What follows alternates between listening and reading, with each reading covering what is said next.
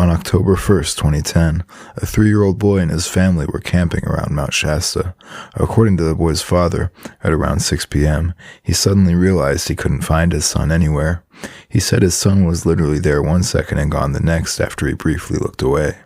In a panic, the boy's family scoured the surrounding area, but they couldn't find him anywhere. You'd think that they would have found him quickly since he went missing so fast, as there wasn't enough time for the boy to get very far on his own. After hours of unsuccessful searching, the family contacted local police and the U.S. Forest Service to report him missing. Rescue personnel scoured the forest well into the night, but there was no sign of the missing boy. Then, after 5 hours of searching, the boy was finally found. He was in the brush directly adjacent to a trail that had previously been searched repeatedly. He was found in a dazed, semi-conscious state, which the boy's family assumed was simply a result of exhaustion. They were just grateful he was found physically unharmed. When the boy's parents asked him what happened while he was missing, he shared a fascinating and disturbing tale.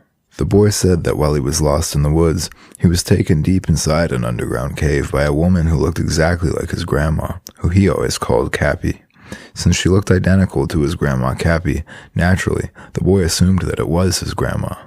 The boy said that the cool, dark cave was filled with motionless humanoid robots, with dusty purses and guns scattered along the cave floor. As the boy looked at who he thought was his grandma Cappy, he noticed a strange glow radiating from her head. In this moment, he suddenly realized that she wasn't really his grandma, and he assumed that she was actually a robot. The boy said that this robot version of his grandmother then asked him to defecate on a piece of sticky paper. When he refused, she became increasingly agitated and repeated the request numerous times, but again, the boy refused. The entity then apparently told the boy that he was from outer space and was implanted into his mother's womb.